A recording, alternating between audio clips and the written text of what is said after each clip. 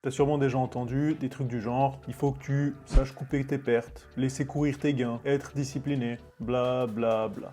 Bref, tout un tas de conseils ou clichés qui certes pour certains sont corrects, je dis pas le contraire, mais c'est du vu et du encore revu. Aujourd'hui, contrairement à tous ces gens qui te matraquent jour après jour avec les mêmes banalités, je vais te montrer comment moi, j'ai fait pour me discipliner, pour discipliner mon esprit, pour réussir à le garder focus sur l'application de la méthode et non laisser divaguer mes émotions à droite à gauche et les laisser prendre le dessus sur mes décisions de trading.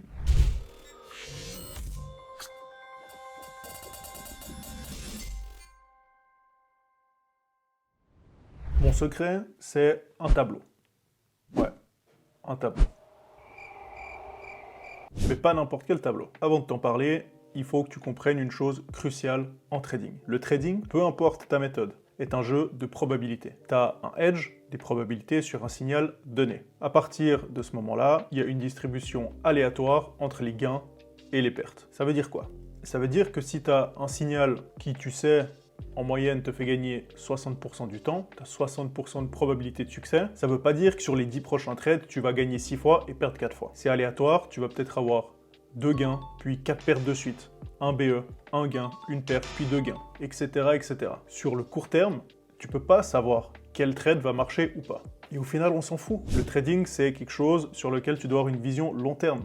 Et ce qui compte, c'est que même si à court terme, il y a une volatilité et une distribution sur les trades que tu ne peux pas contrôler, tu sais, toi, que sur le long terme, en appliquant ta méthode de façon disciplinée sur un échantillon de 100 trades, eh ben, ces fameux 60% de probabilité vont reprendre le dessus et avoir leur effet pour te rendre profitable et gagnant. Alors, c'est l'idée de base.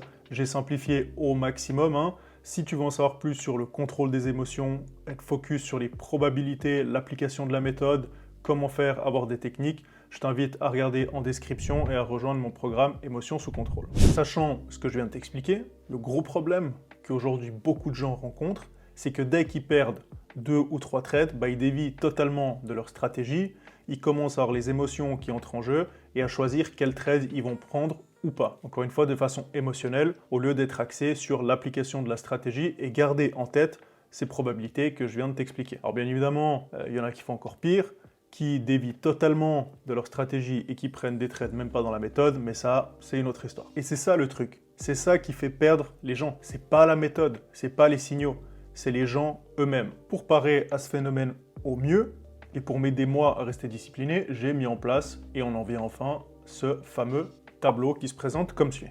Alors je t'invite à regarder le tableau quelques secondes et réfléchir. Est-ce qu'il y a quelque chose dans ce tableau qui te saute aux yeux, qui te paraît un petit peu spécial? Si on regarde ce tableau d'un peu plus près, que voit-on? Premier point, le trade respecte le plan. Ça veut dire, est-ce que je suis rentré en position en respectant ma méthode? Est-ce que j'ai tous les critères qui correspondent? C'est bon, je peux entrer. Deuxième chose, le trade est tenu selon mon plan jusqu'au bout. Est-ce que je suis bien entré quand il fallait? Est-ce que j'ai tenu jusqu'au niveau de BE? Est-ce que je ne suis pas sorti avant mon objectif juste par peur? Est-ce que, si c'est un SL, ma position s'est bien coupée au moment de SL? Est-ce que je n'ai pas déplacé mon SL? Bref, est-ce que j'ai respecté mon plan de A à Z? Calme et contrôle durant le trade. Est-ce que durant le trade, j'étais stressé? Est-ce que j'ai dû me battre pour pas sortir de position? Est-ce qu'au contraire, j'étais conscient de ce qui se passait, j'ai respiré et puis tout s'est bien passé, j'ai géré le trade parfaitement? Est-ce que j'ai peut-être fait une bêtise? Est-ce que j'ai cliqué impulsivement sur la souris à un moment donné ou à un autre alors que j'aurais pas dû? Et en dernier vient le résultat. Oui, le résultat a moins d'importance que la discipline et l'application de la méthode. Il est même minime. Sur 7 points au total possible, le résultat du trade représente un seul point. Sur le court terme, tu ne peux pas savoir quel trade va être gagnant ou pas. La seule chose que tu peux savoir, dont tu peux être certain, c'est les mathématiques. C'est-à-dire, j'ai un setup qui me fait gagner 60% du temps. Je sais que sur 100 trades, 200 trades, ces 60% vont aller dans mon sens et j'aurai une possibilité d'être rentable. Si tu laisses un deuxième facteur entrer dans la danse, qui est les émotions, tout le jeu de probabilité, tous les mathématiques s'effondrent. C'est pour ça que grâce à ce tableau, l'objectif c'est d'être focus à 100% sur l'application de la méthode, la tenue du plan et la gestion émotionnelle. le résultat vient en dernier. Et pourquoi est-ce que le résultat vient en dernier? Tout simplement parce que tu peux faire tout juste et quand même perdre le trade. Perdre un trade, ça ne veut pas forcément dire que tu as fait quelque chose de faux.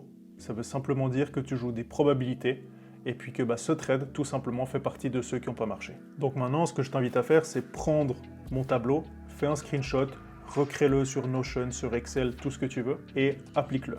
Utilise-le, bien évidemment, tu peux l'appliquer à ta guise, mais garde en tête que le résultat doit venir au second plan. Prends ce tableau, relis-le avant chaque session, utilise-le pour débriefer tes sessions, et petit à petit, tu verras qu'il y a des automatismes qui vont se mettre en place, et puis tu risques bien de voir tes performances s'améliorer sur le moyen terme. Maintenant, c'est à toi de jouer.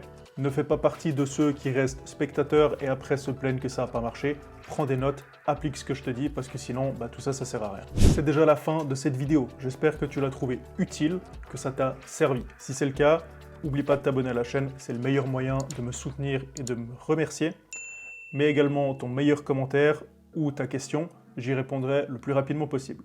Si tu veux recevoir du contenu exclusif en trading, tu peux t'inscrire à ma newsletter gratuitement, tu as le lien en description.